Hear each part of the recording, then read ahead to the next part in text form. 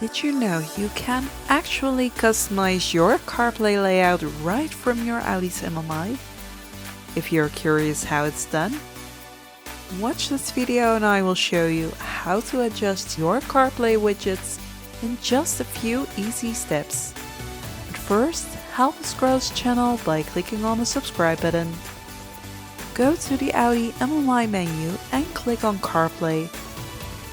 Click on Settings.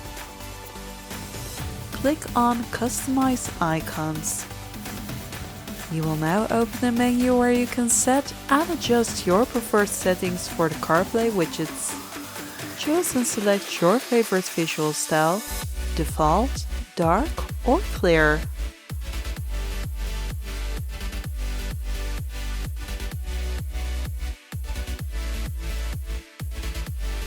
Thank you for watching this video. Don't forget to click on the subscribe button to see more VAG Car Tutorials.